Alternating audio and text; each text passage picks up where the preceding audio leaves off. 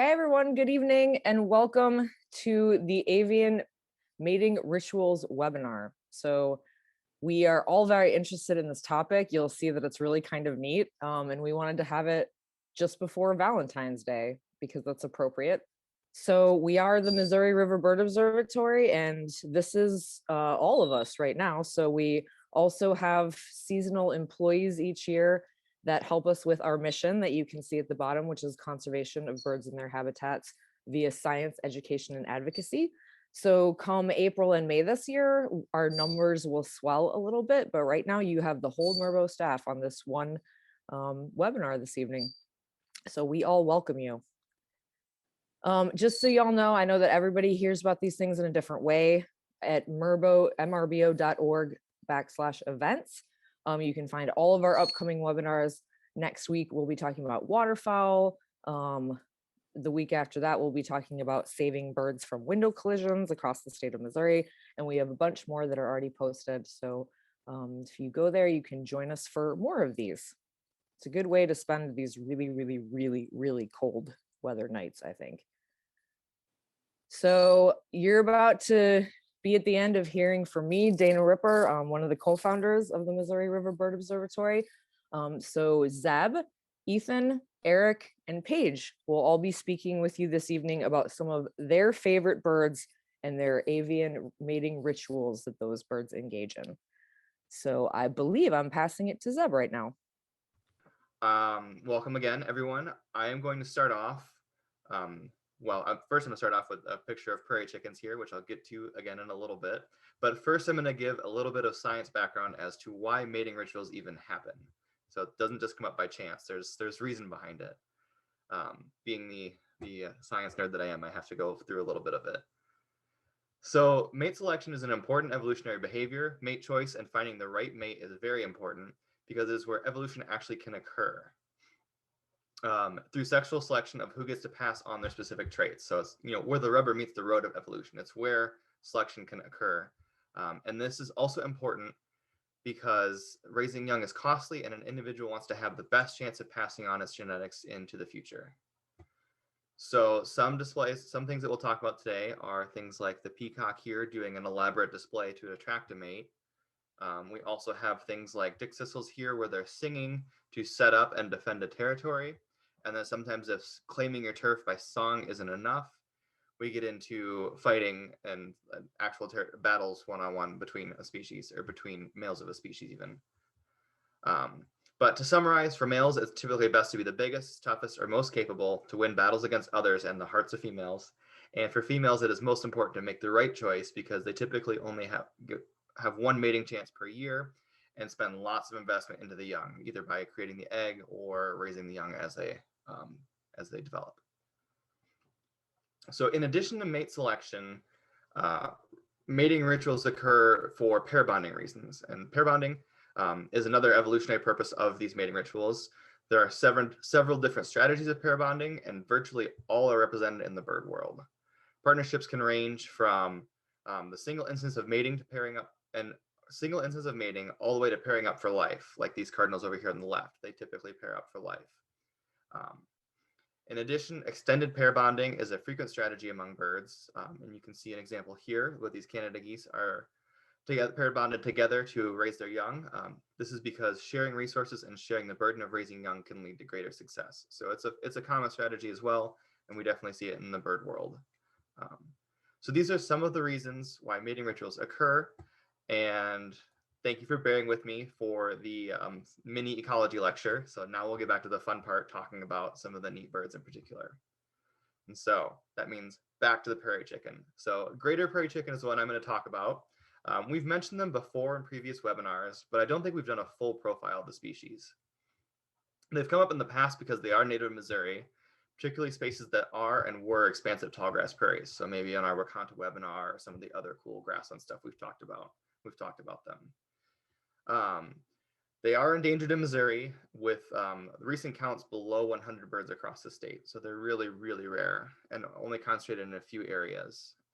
Federally or across the whole range here, they're listed as or considered near threatened. So they're not endangered federally, but in Missouri, the populations are threatened. You can see that the range has changed throughout history, with populations occurring in the light purple areas all throughout basically the central North America, as well as actually on the coast. There was the heath hen subspecies of greater prairie chicken, but now it's been condensed down. This subspecies has been extirpated, and it's been condensed down to just these dark purple ranges here on the range map. Those are all that's left. And I don't think actually that north population of Missouri still exists, but I could be wrong, and they could just be hiding. So you can see that they're, one of the reasons that their range is contracted so far is because they use this expansive tall grass prairie for their life cycle. So if there's less tall grass prairie, especially less large tracts of prairie, it affects this bird negatively. They are in the grouse family, so things like sage grouse, prairie chickens, and pheasants are all in the same family, where they're kind of big chunky birds that kind of look like chickens, fittingly enough. Okay, that's all I've got on this slide, because now we get to the fun part, which is talking about their mating rituals. So greater prairie chickens, like these pictured here, do a song and dance to attract mates. So I'll play a recording of the singing that was captured by Ethan Duke, also on this webinar. This one should be audible. Hopefully we switched out recording, so this one should be a little bit louder than the one I had played before in our practice, but hopefully you can hear it. You should be listening for low-pitched booming, as well as some cackling, which I think really makes them sound like chickens, and some whines. So here, I'm gonna play it quick.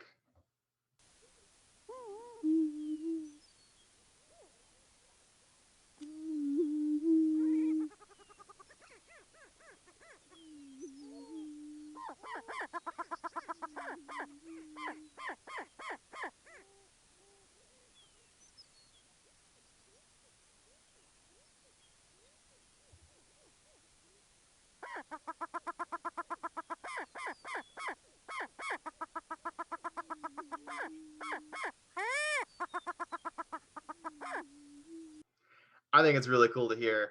And I was really fortunate to be able to see this behavior in person, and I'll get to that in a little bit. I'm getting ahead of myself again.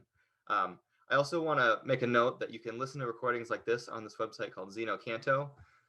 There's a lot where people put recordings of birds that they hear. And then also I'll put in the follow-up email and on the webpage for this an actual video of them doing this behavior. So in addition to the singing, they stop their feet and they do a dance in the process, which is really fun to watch on video. But for time purposes, I didn't want to put it put it in this presentation.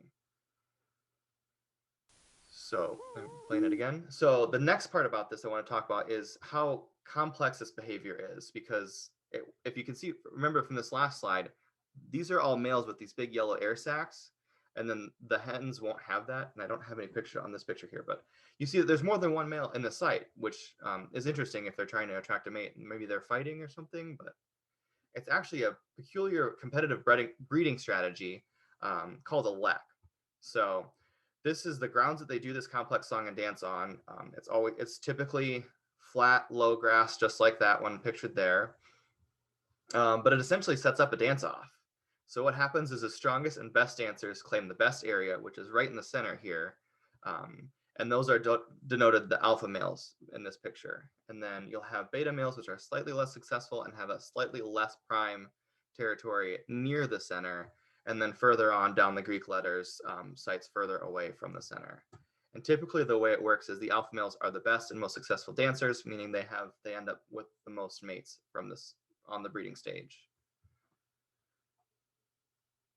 So these leks are really interesting because they occur across many species, not just prairie chickens, including this list here. So the lesser prairie chicken also does lekking, sage grouse, some mannequin species, and even the prairie mole cricket, which is a bug, not some obscure bird name. Prairie mole crickets have a lek behavior. Now they don't do a dance, they actually burrow, they dig and make these echo chambers so their calls can carry across, but it is in a lek format, which is super interesting. Back to prairie chickens, because they are the species I'm talking about in particular. They return to these grounds every year to do the same song and dance. So some of these sites have been used for centuries. As a result, people and managers have been able to construct blinds near the grounds so people can watch. So right here, this is a blind that's been established next to this lek site. So again, I've been really fortunate to be able to attend one of these. And in fact, this picture is mine from a lek where one of the birds landed on the blind next to the one I was in. And it even did its display drumming, stomping up there, which was really cool to see. But when I visited, we had to head to the site at like 3:30 a.m. So we would be there well before the birds arrived, so way before dawn, because the birds can arrive at or before sunrise, because you don't want to disturb them. The last thing we would want to do is disrupt their life cycle by disrupting a lek. And then also it's a great actually show of kind of camaraderie, or I guess I'm not sure what the word is, but like it also is really nice that we don't ruin it for other birders who get the chance to go out there if they can get a reservation and see these behaviors. So it keeps the species around and it keeps people getting the chance to watch them. And I also wanted to make a note here that the understanding of how this lek behavior is arranged, the birds don't fly in with these little letters tattooed on them or anything. This is from people being able to watch and study and figure out, well, these ones seem to be the most successful or the best dancers. So I'm going to, label it. That looks like the center position is what's the most important part. So this is actually complex ecological study that goes on to determine that this is how the birds, how this breeding system works. So with that, I'm going to switch to the next species that I'm going to cover. Actually, it's two species again. And they are also of the grasslands, and they've also been covered before, but not as in-depth as what I'm going to talk about here. And these are the shrikes, which I've labeled the tiny songbirds of prey. Shrikes were recently featured in both our e-newsletter, and I'll put the sign up for that in our chat, and in our Wacky Facts Wednesday Facebook post. So they're another species that is both a personal favorite of mine and has fascinating courtship behavior. So they're so cool that we've covered them recently in these multiple different media, and I still have more stuff to talk about with them. So, and the reason I call them tiny songbirds of prey, I want to clarify too, being the ecologist that I am, that their size and ancestry places them in the songbirds. So they're not actual birds of prey, but their behavior is much like birds of prey, and that they are hunters who eat bugs, smaller birds, and smaller rodents and things like that. So shrikes use a social display for communication. And this actually, I did a lot of reading about this from this researcher, Susan Smith, back in the 60s, I believe it was, this paper came out. It's super fun to read old literature too, because they do get the chance to they describe what they saw and what they think it means, or are the foundations of what we find out more about as far as behavior goes. So it's really cool to see some of this old stuff. But this figure here shows a display, and she dubbed it the Flutter Display. And I want to point out too, what this is called when a researcher does this is called an ethogram, which is really just the fancy term for watching an animal, but then making sure you take careful notes recording its behavior about what it's doing, so you can refer back to it and kind of figure out if that's a consistent thing that an animal does. So back to this Flutter Display, though. I want to talk about the bird in particular. This Flutter Display is usually only done in front of or with another bird, so they don't do it just on their own. They do it as a form of communication, and they face away from each other like this figure. The notes, I believe, said anywhere from 60 to 130 degrees, so they're faced pretty far apart from each other. And then they hold their bodies in this horizontal position, so their bodies are flat. Their legs sometimes will extend straight up, or they'll be bent like this. And then, kind of like the booming prairie chickens, they can stomp their feet a little bit sometimes. But the most important, I guess, one of the most notable things that got the name Flutter Display is that they dip their wings down and they just kind of flutter the tips of their wings to communicate with each other. So these wings are drooped slightly and then fluttered rapidly, and sometimes their tail is spread. Almost always their tail was spread, I think it said. And sometimes they use pecking as well, but this is used for setting up territory well before nesting, and then again during courtship and feeding. So it's a communication that kind of runs the gambit of all of their life cycle. They use it for different purposes, but one of the reasons they do this non-aggressive, non-violent display is because, being predators, they do this song and dance rather than fight, because fighting can be too dangerous. Again, these birds are designed for hunting other birds, so fighting each other becomes really dangerous. So even if you are the top dog, for example, say, or the highest in the pecking order, since we're talking about birds, you can come out injured as well. Even if you win the fight, you'll end up injuring yourself, and it can hurt the species in the long run.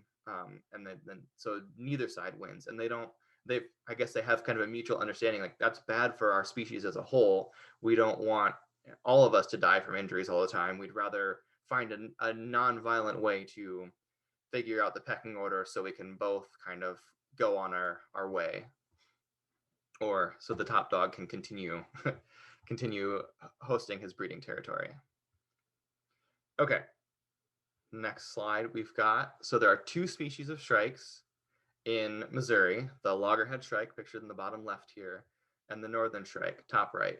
The loggerhead shrike is around during the breeding season and more throughout the year, whereas the northern shrike dips down into Missouri during the winter season. And I know we said this, I think, in both the email and the wacky facts, but another name for shrike is butcherbird. I mean, how romantic, right? Butcherbird. But anyway, it's really cool. And you can see part of the reasoning here next to this northern shrike is that they capture prey and store it on thorns like this locust tree, I believe here, sometimes in thorn bushes as well, and even barbed wire. I've seen shrike larders, they call them, you know, where they store food up across their territory. And so the reason I'm bringing up this romantic behavior for this butcherbird is because actually it is directly relevant in a very old school way to courtship. They store their prey impaled on thorns around their territory, showing how good of a provider they are, and that can be used to attract a female to the territory to build a nest. And then, of course, this also means there's food available to help with feeding during incubation and raising young, which gives it the best chance of having successful young. So it is really cool. I mean, it's a way of saying, hey, look at how good of a provider I can be. Come join me and we'll raise babies together. So with that, that is the end of what I've got, and I'm going to pass it off to Ethan, who will go back to grouse, I believe.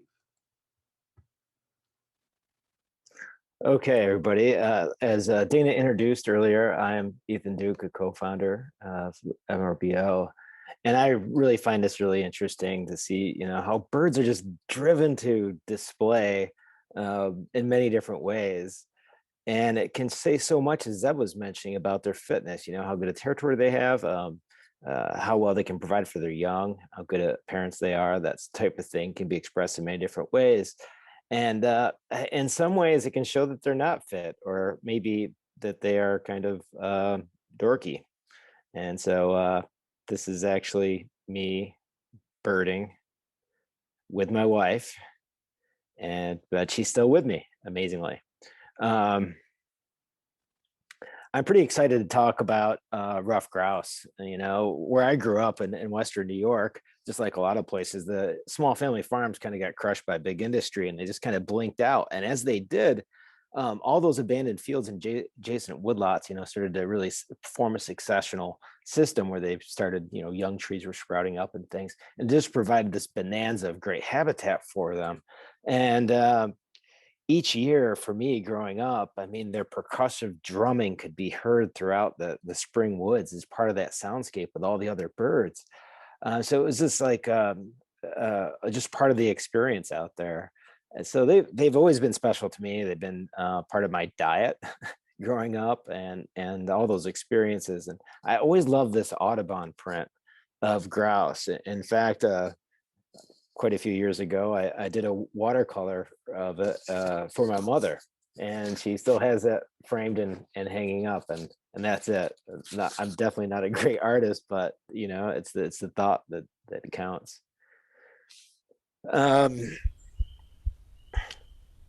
Here's that sound.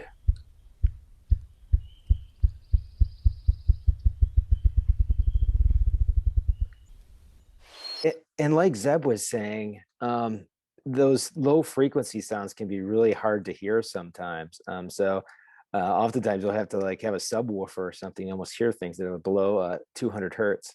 But thinking about this bird and its range real quickly, I mean, it has a pretty extensive range. And if you look at eBird sightings within Missouri, you can see there's actually been some sightings in Missouri.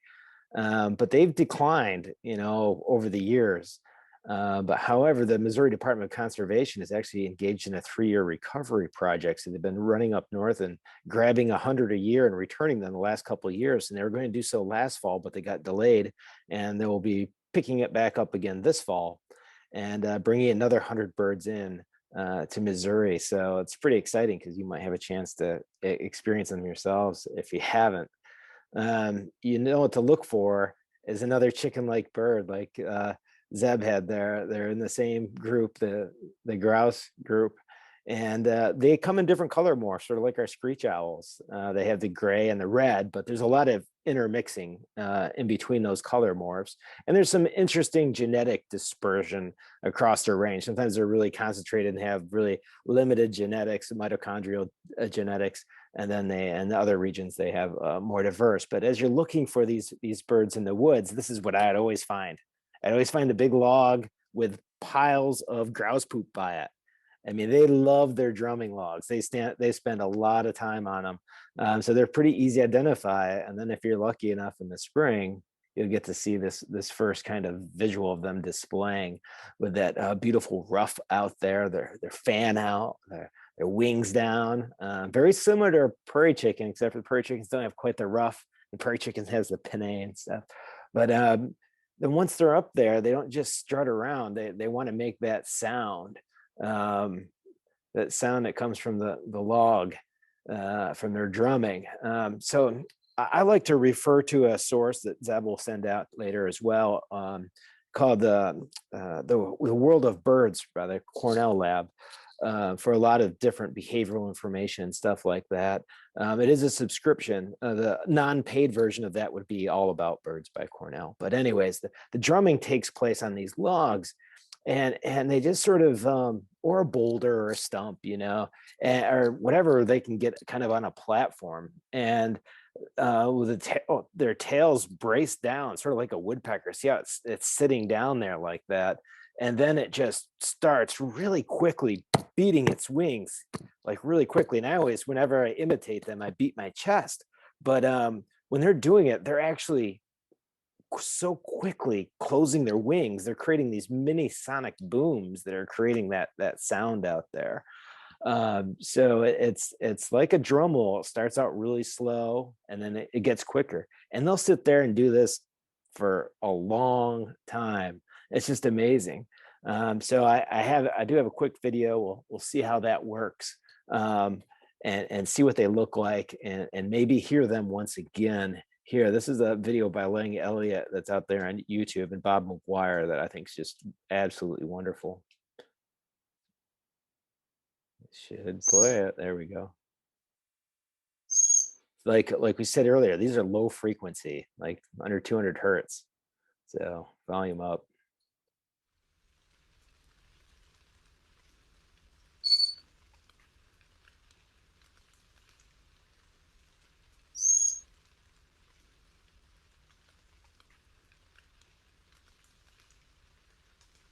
Start quickly. Here he comes.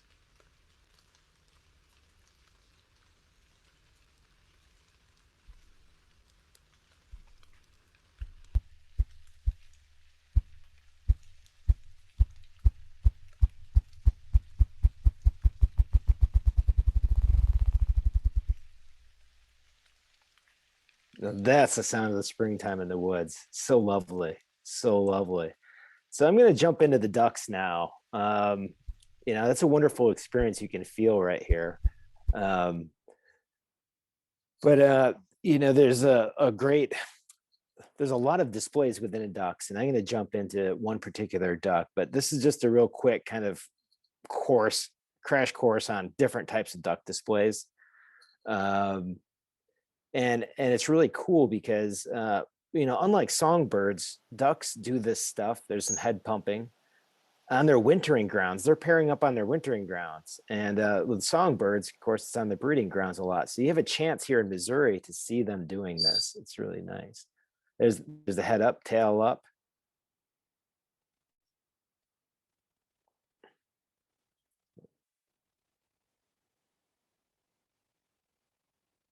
Pushing, reaching, just sort of stretching that neck out.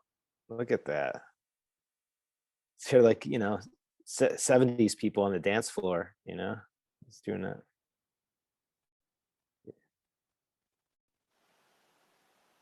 Oh, look at that. It's like they're doing a limbo. All the ladies are impressed by that. when it's couples only on the next skate, they'll select those males that really do the limbo good.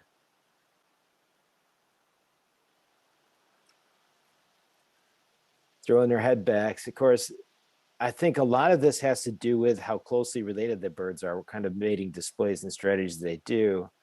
So they say that this particular bird here, the hooded merganser, has a lot of displays very similar to what you just saw, and a lot of other closely related kind of diving ducks.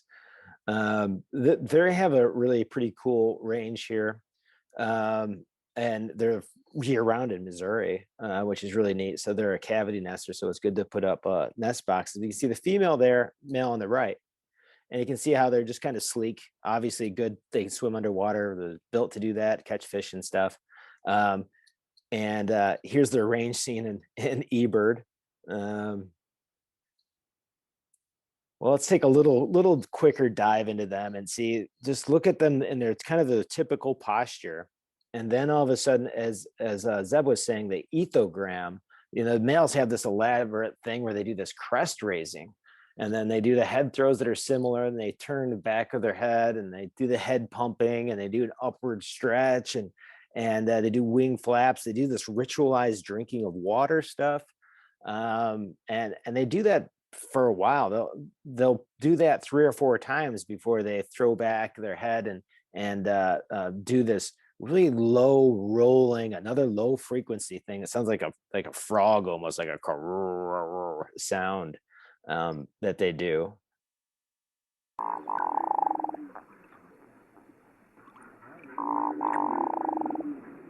Now that is definitely going to woo some female hooded mergansers. I mean, that's a crooner right there. He's got his pompadour. He's all set. So I'll show you another kind of video here. Just sort of see them in action. And I apologize if they don't come through well, but you can always, we'll put links to these so you can see them yourselves or search around online for them. But what a bird this is.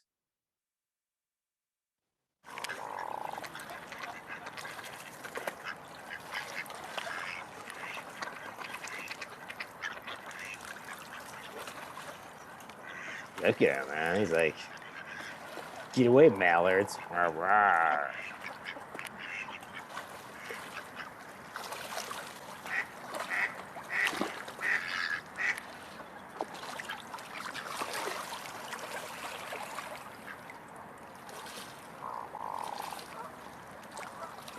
So there goes the rough grouse and the hooded merganser. I guess we'll go on to Erik. So I am going to talk about a few different birds. Let's start with orpendulas. So these amazing and iconic birds of Central and South America are they make quite the scene. If you've ever been South America, any lowlands, any type of rainforest area, I mean, these orpendulas are hard to miss. They're pretty loud, they're big, they're some of the biggest passerines in the Americas besides the umbrella bird. So I am saying orpendulas as a whole because they all have, as far as I'm aware, the 8 or so species of these orpendulas, they all have somewhat similar displays. So just how Ethan was talking about how displays are, kind of linked genetically, right? So the further away genetically they are, they're going to have likely a different display. So all these are pretty similar, so they have similar displays. So I wanted to go through some of them. So a little bit more background on orpendulas. Correction, 9 species, but the taxa is a little bit misunderstood still. So they're still trying to learn about classifying these guys. They're part of the blackbird family. I don't know if you could tell from those photos, but all black, pretty much mostly black with those large kind of conical but pointy bills. Very similar to red-winged blackbirds here. And so this picture here on the right, this is crested orpendula nest colony that I took in Bolivia. And so they nest in colonies and they compete for mates. And whoever is kind of top dog of whoever wins over the most mates is the best male gets the most center highest nest typically, and the ones that are lesser, lower on the totem pole, they tend to have these other ones that are lower. And that might be because of predators. It's easier for them to go to the lower branches first. And something interesting too, so or pendulas, the name comes from their pendulous nests. So pendulous, like suspended nests. And as you could imagine, I mean, Baltimore Oriole nests look very similar to this. So I am just going to go over crested or pendula's display because, like I said, they have pretty similar displays and they vary a little bit between species. But this crested or pendula is the most common and prolific or pendula species in South America. And so this range map here kind of depicts that. So what they do in their display is they'll perch on a branch or any kind of higher vegetation that they can get a grip on, and they'll kind of cock their tail up and bow. It's called a bowing display, and they'll kind of bow, but it looks like they're thrusting their body and the weight forward, and it looks like they're going almost 180 degrees from where they started. And then they'll flap and kind of do the display like wing display flutters like the shrikes do, and they'll flutter and come back up. And so some of them will do it for, I've seen 30 seconds or so, or they'll be down and fluttering. And so I would assume that that's a mark of a healthier bird, but I'm not really sure. I couldn't find any details about that. So here's their call. Okay, here we go. This is it now.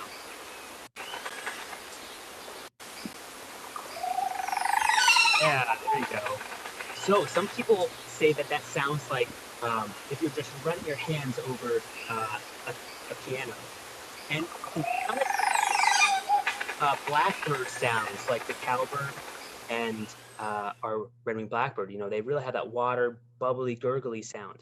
And so that's a still picture of that of crested, kind of as it's starting to bow. And then here's a picture of a Montezuma or a pendula. I couldn't find one of crested doing that. Just look at that all the way. I don't know how they managed to stay on that branch, but they must have a strong grip. I put the Montezuma or pendula in there because it's kind of the counterpart to the crested or pendula, and its range, it's the most common or pendula kind of in the Central America region there. So I have a video of one here. Hopefully it'll load and not be too blurry. So give it a second. It took a second to do that. Okay, here we go. So in this video here, you'll see, there you go, the male or pendula, crested or pendula, do that bow. The female is there right next to him, checking him out. And now I will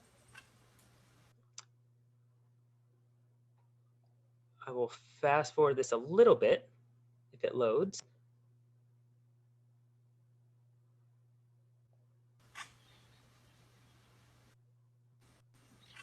Okay. Look at the size difference too. She's like, wow. And then she's like, oh, no, not impressed. So moves on to the next or pendula. Check out what he's got. So it's just a really neat bird, and hard to miss, and they're just everywhere when you're around there in the Amazon. So look out for those. Okay, and now I'm going to move on to Missouri bird. So I picked timber doodle and marsh doodle. So these are nicknames for the American woodcock, pictured on the left, and the Wilson snipe, pictured on the right. So these birds are part of the kind of shorebird family, but the Hey, Erik, your control for Zoom is like the window. right here. Yep. How about that? Cool. I moved it because the YouTube video, I couldn't get it to the part I wanted. Anyway, sorry about that, guys. So American woodcock is unlike other shorebirds because it prefers woodlands and it likes that loose soil for probing for earthworms. And these guys make really amazing aerial displays, which is unlike the bulk of shorebird species. Some others do some aerial displays, but these guys have the most impressive. And Aldo Leopold kind of agrees with me because he said this quote in response to watching the aerial displays of the American woodcock. And he said, watching those and seeing the display is a refutation of the theory that the utility of a game bird is to serve as a target or to pose gracefully on a slice of toast. So he's saying that they're a lot more than just a game bird, right? And these guys are game birds, so you can hunt these in the fall. But it's not too popular. All right. So just a brief background of the doodles because they are Missouri birds. American woodcock, hard to really understand if they're here in large numbers or the abundance is not too known about American woodcock in the winter. But in the summer, they're here quite, I mean, it says uncommon, but if you go in the right spots, the right time, you could probably guarantee seeing one of these guys. They are pretty secretive though. Kind of early March is their peak migration here in Missouri. So when you want to go out and listen for the display that I'm about to show you, that, you know, kind of early March is probably the best time to do that. And you want to go on the edges of woods. Wilson snipe, they are only here as a migrant, really. There might be some, you know, in the winter, but overall, they're not too common. And they like more typical kind of wetland areas, bogs. And so the range maps there show their expanse. So we'll start with sky dancing sandpaper. So this is the American woodcock again. And so like I said in early spring, these males would perform a dance to attract mates in determined territories. So I'm going to play this right now, and you guys can listen along as I talk through this. So first, rhythmic peep call. And what they'll do is they'll sit on the ground, more open than this. This is like they want some cover, but they'll sit on the ground and then move about 90 degrees and paint again, 90 degrees again, paint. And so they're kind of maximizing, you know, the radius, the sound is output and who can receive it. So then after they do that, they'll ascend in the air, they'll take flight, and they start making this twittering sound. And this is made from sound passing over the wings. And I'll show you a video in a second so you guys can get a better idea of this. But then, as I'm going to skip ahead a little bit, then after it gets high up there, like, you know, 100 plus feet, it starts dropping down, zigzagging, and makes this chirping sound. And then it lands next to the female, if there's a female around, and then repeats the process. All right, so here's that video. So this was shot with thermal infrared camera. And if you don't have a thermal infrared camera, good luck getting it on your camera because they typically only do it right at dusk. You can see the woodcock right here, the thermal signature right there. So he's painting. And then there he goes. Look at that. And so you can see that sound is matching, kind of synced up with his flight pattern. And so he'll fly all the way up here, and I'm going to just kind of, sorry about this, I need to move this up a little bit. We'll skip this right here. Yeah, now you can hear that chirping. Sorry about this, it keeps, and I pull that down, it wants to,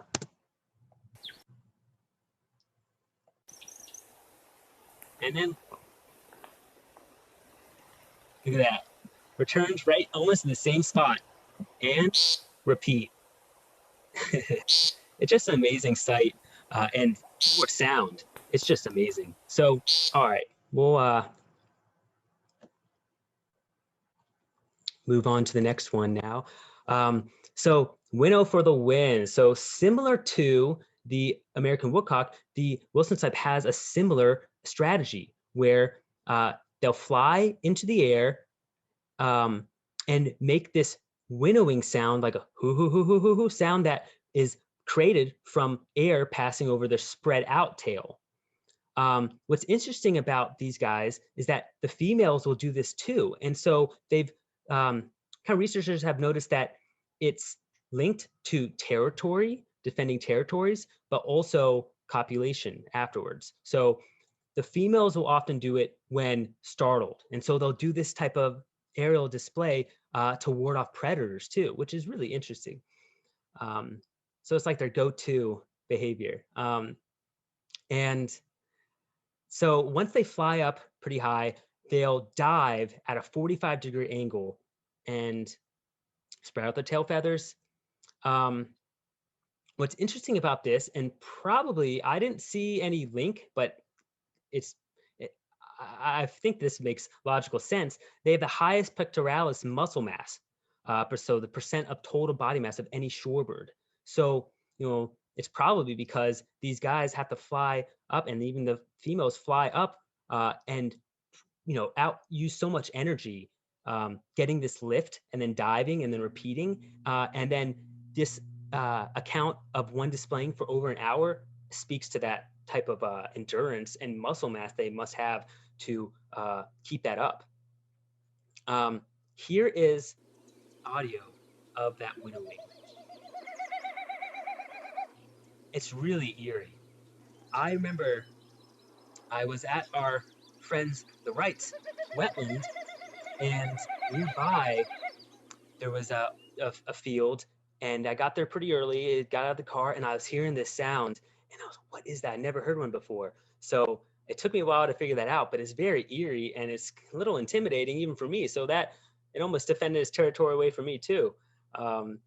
And so just a really neat sound.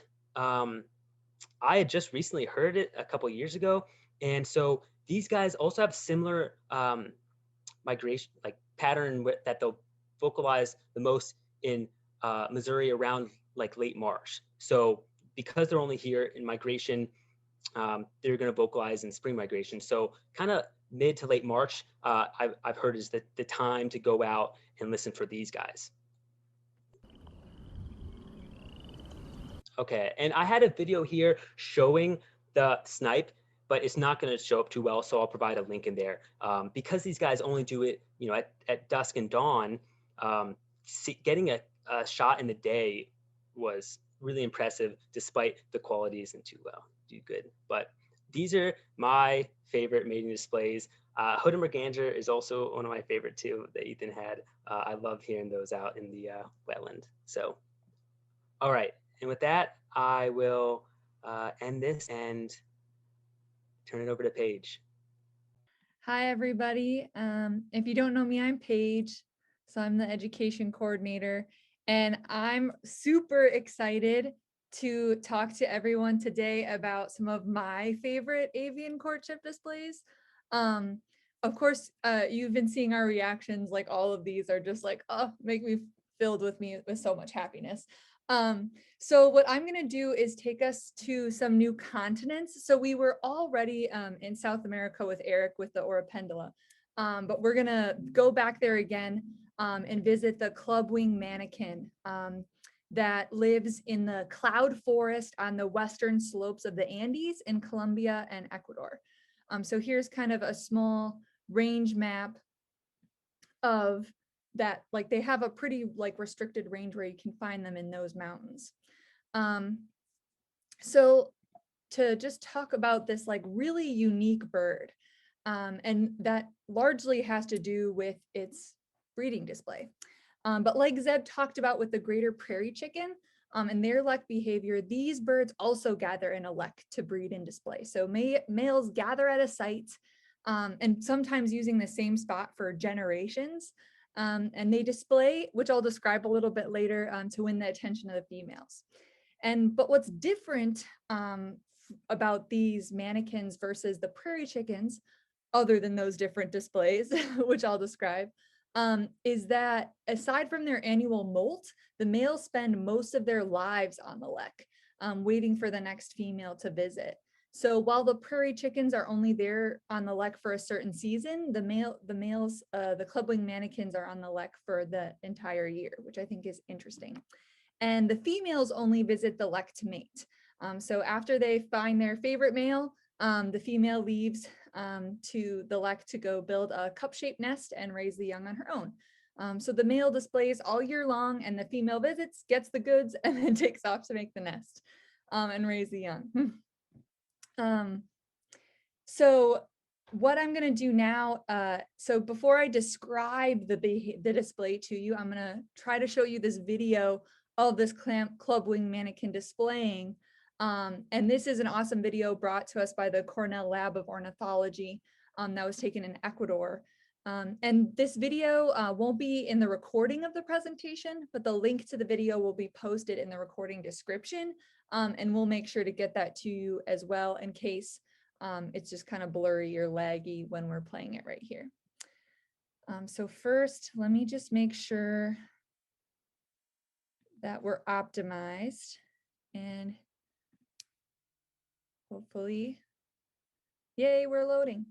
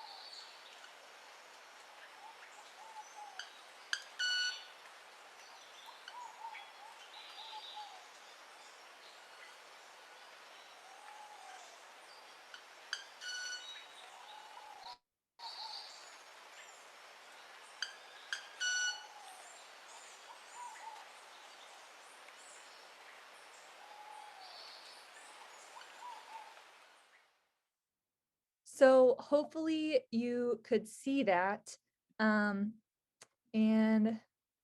what you would be, so what you just saw, hopefully, and heard, hopefully, if not, the video link will be available later, was this like fascinating and very unique ability of the clubwing mannequin. So they have modified wing feathers that enable the bird to make that song, that high-pitched noise with its wings.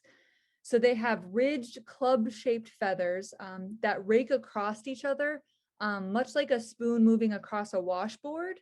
And that produces like that series of buzzing and snapping sounds. And this like acoustic trick of these feathers, which is very similar to how crickets and other insects sing, is very common in insects, but very unique among vertebrates. And so during courtship, the male clubwing mannequin raises its wings over its back and shakes them back and forth at over 100 times per second, producing that loud tone. So if like, I don't know if you can see my hands, but say these are the wings, and they're kind of bringing them up over their back and knocking them together like this over and over again 100 times per second. And how it's producing that sound by doing that is, if you can imagine, one of these feathers is shaped, kind of has like ridges on it. And the other feather is shaped kind of like a rake, and it goes across. So when it bangs it together, it like goes across the ridges and creates that sound. And that's a very fast back and forth movement. So if you think about hummingbirds, such as like the ruby-throated hummingbird and rufous, they only flap their wings at 75 to 90 times per second. So this is like really fast. And so in addition to these specialized feathers, the clubwing mannequins also have oversized solid wing bones, and enlarged wing muscles to allow these quick movements, which is one of the fastest limb movements of any vertebrate. So they have like a lot of really unique adaptations to be able to do this very unique, really cool thing. And I can't leave you without this resource. I tell everybody about this because I think it's so awesome.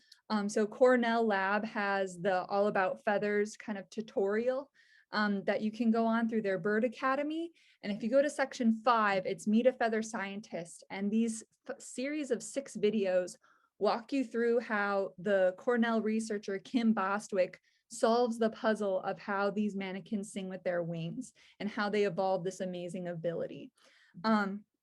And it's just really, really cool. So I will put, after I'm done talking, I'm going to put the link in the chat and you have to check it out. It's so awesome. And it has more cute videos of the mannequin doing this thing. So for that reason alone, you must check it out. So the last one I'm going to talk about is the Jackson's widow bird. So we're heading over to Africa now.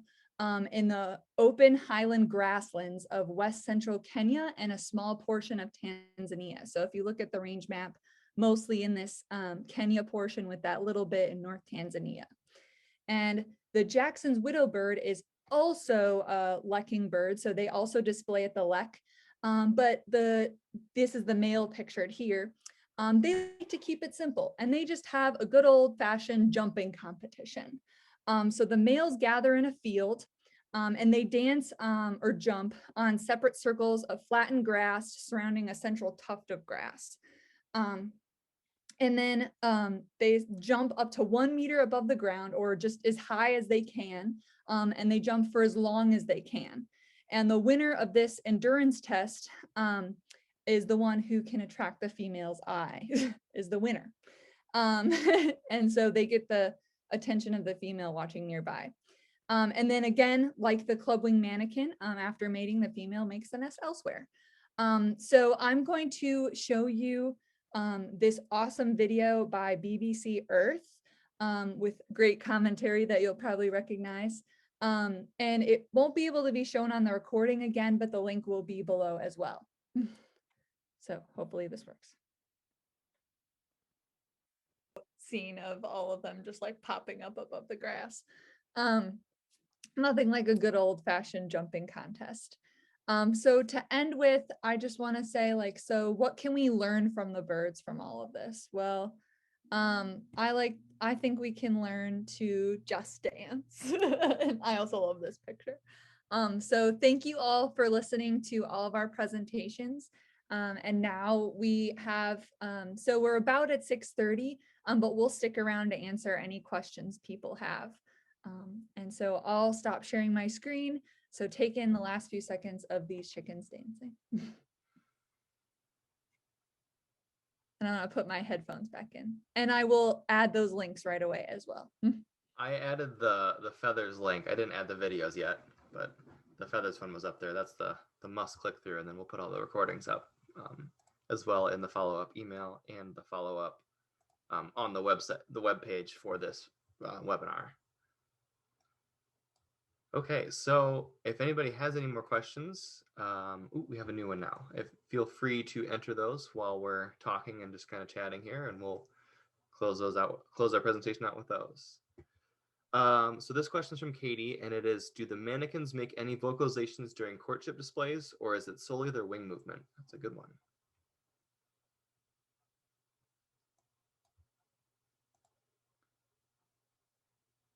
Erik, do you want to answer that one, or does anybody want to volunteer to answer that one?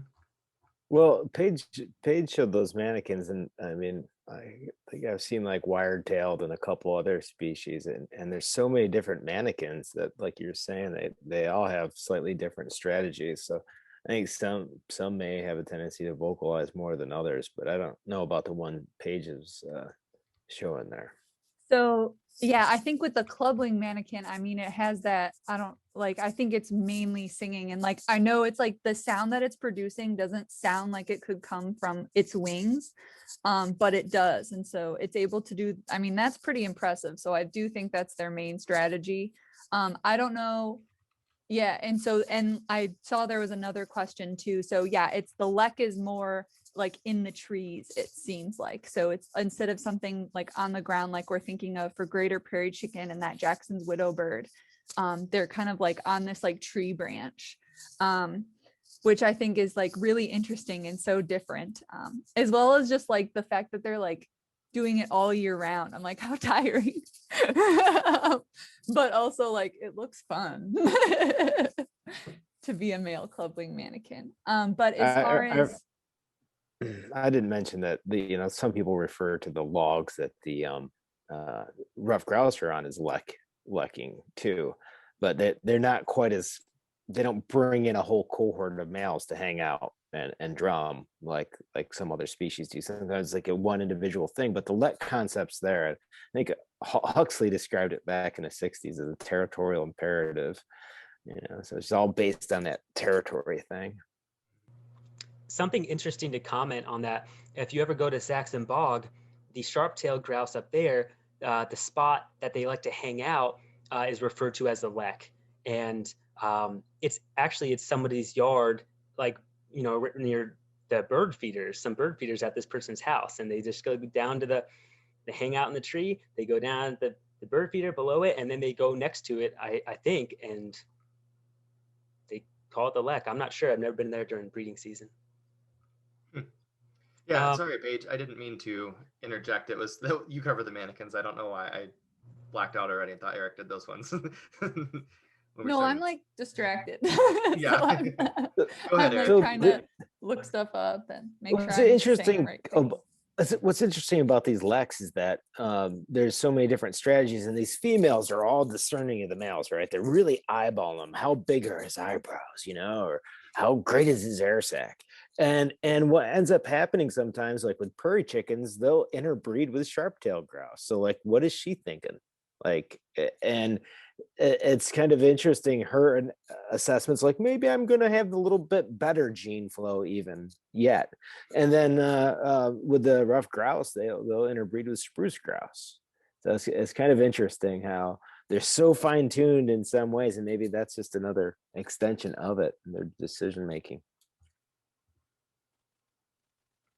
Yeah, and actually, kind of to follow up on Erik's point, the video I'm going to show of prairie chickens, or I'll add in the chat. Sorry, not show it now. It's from Colorado, and I think it's that all of the leks in Colorado are on private property, which is interesting. So it's not like they just in places they're more common, I guess. Too, they don't have as much protections or something, maybe, or just it's there's so much private land out there. Yeah, I mean the chances of them being on public land is pretty slim. Okay, well, let's not get bogged down with this one question, but it is a fascinating question. But I do want to keep the conversation moving. Actually, it looks like Paige answered one I was gonna talk about, with the when is mating time, and I'll just briefly interject because my master's work was on phenology, which is the timing of when things occur. And she did the answer for the Jackson's widow bird, which is great. And really, it depends where you are, what the conditions are, and what species you're looking at. Most things do breed in the spring of their year, as far as birds go, wherever they are in the country, in the world. But it does vary a little bit year to year, and it varies a little bit based on whatever cues they're picking up on as when the time is to go. But yeah, Zeb, do you want to talk a little bit about prairie chickens' lekking period, because it's pretty early, and then ruffed grouse, I don't know at all about them. Yeah, prairie chicken is pretty early. I forget when it is here. I think it's like March, isn't it? Which a lot of the stuff starts around March, I think. It's like early to mid-March to like mid-April. It's getting, the activity is dying down. At least that is true of like Dunn Ranch, for instance, in northern Missouri. Yeah. Erik? Okay, I was thinking that it was kind of early April was peak copulation for them, because in Wisconsin, peak copulation is like end of April. So I thought just, latitudinally that it might hold true, but I hear them at Taborville Prairie when we work out there all summer. I hear them into May booming. Yeah, So I've heard them before when I've been down at Wakanta too, and they're in the breeding season for grassland birds, which is later than the prairie chickens are. So it does vary a little bit, and again, it might be some of the lower rank males that are still booming while they're trying to attract any females that are still left, um, looking for love. Rough grouse, it's funny, they'll drum like almost throughout the year.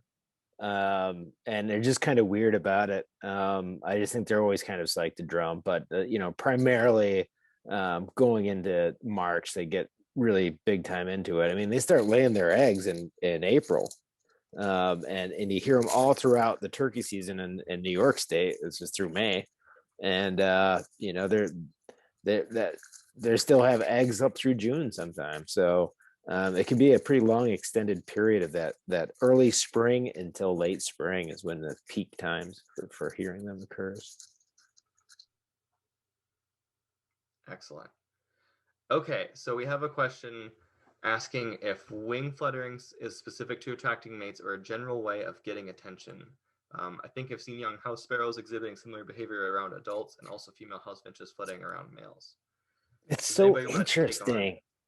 Yeah, I mean, no, like taking that sort of stuff on, you can't there's no like black and white. There's some gray areas there, and a lot of times when you think about these birds, like we're thinking about timing. Well, they're doing a little bit here, but they really peak at this time. And ornithologists or behavioral ecologists refer to that as kind of motivational state. What stage are they doing? You hear white-throated sparrows, like their song is like horrible sometimes in the spring, and you're like, what? Are they just practicing? Well, their hormones are just starting to kick in. And it's kind of interesting when we look at early behavior and how like little wing flutters and baby birds begging, which is a very common thing among all baby birds seem to want to do that. How is that related? Is that an extension in the adult birds that use that in their displays? Is that just kind of a similar attention grab that is like a holdover from that early development or not? And how much of that is triggered by their motivational state? And how much of it is just, these are big giant flags I have here, I want to use them for some sort of communication? I mean, it's definitely that component too. Actually, that paper I was talking about with the shrike one, they said this looks pretty similar to a lot of begging behavior that other bird species do. So it's definitely, there's no one good answer because we just don't know all of it yet, and it would be And impossible. a lot of these things devolved over evolutionary time, and they may have had different purposes, and all of a sudden they just kind of work for display. They may have done it to scare food or attract food or something, and then later it just ended up being like vestigial for their actual life. It just became like a display thing. Yeah, there's lots of philosophical discussions we could have with that. A less philosophical but a speculative discussion here is another question, which is asking if Dunn Ranch is going to allow visitors this year for, I'm assuming, for the prairie chicken blinds. I have not heard, but we also aren't the MDC, so we can't make that answer for you. Or TNC. Or TNC, thank you. I was like, blanked on who else they work with. Yeah, I don't know. It's pretty early in the year, and there's still a lot of uncertainty going around with everything. So I would check with I would check with Dunn Ranch, the Nature Conservancy at Dunn Ranch, and see what they have to offer. Excellent. I think we would be remiss. There are a couple things in the chat that we didn't mention. Talking about cardinals feeding each other in courtship or bonding, and then talking about woodpecker drumming. Those are both good examples of mating rituals that we didn't cover, and there's just so many cool ones. Like I said when I was in the very beginning, like bird behavior really does run the gamut of all the different things that anything could imagine as being related to mating rituals. They do. There's almost always there's some example in the bird kingdom somewhere. But yeah, so cardinals feeding, that's pretty common for the males to provide food for young and the female in the process of courtship and rearing young. And then you'll see it with all sorts of birds, bringing food, being like, I can provide. Like the Paige brought up a few recently. Terns, I think, will bring fish to their potential mates.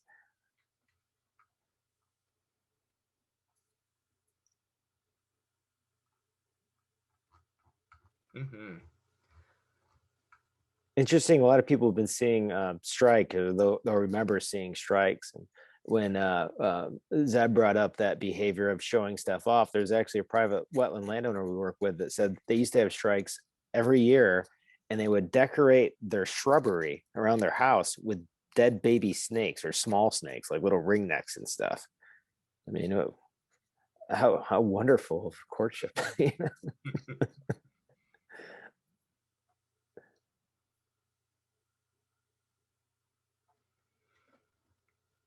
All right. Are there any other? I may have missed some stuff in the chat. If anybody wants to interject, feel free to do so.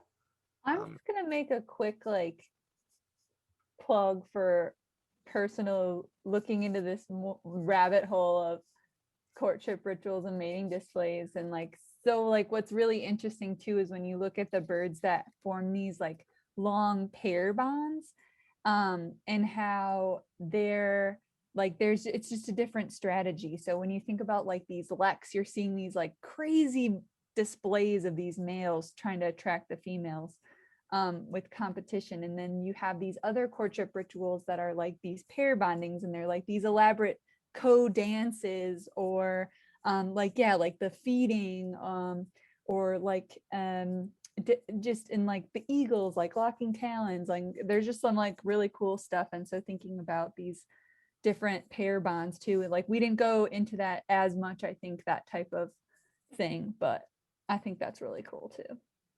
That's fascinating. Mm-hmm. Yeah, it was really, so I was just like, these are my top favorites. Definitely check out All About Bird Feathers. Do it. It's so cool. I wasn't joking, everybody. And I will also plug again for what Ethan said with Birds of the World. They have a tab for breeding behavior. So if you have a species that's your favorite that we didn't cover, and you want to learn what they do, if you don't know their breeding behavior, feel free to look it up there. I would strongly encourage that. Or if you're getting really technical and being a nerd like me, you can go to Google Scholar and look it up and see if there's some old paper from the 60s that exists talking about somebody. Those old papers are the best. Oh, they man, are so descriptive. Yeah. Talk about a wormhole. Going to Google Scholar and Googling avian mating rituals or courtship displays, so many things will come up. It was great. That's been my last 2 days, is like trying to bump up some of that last little description there. It's cool. Makes me want to go over to Zeb's place there and get on his computer and hit Google and see what his algorithms come up with stuff I search. Yeah.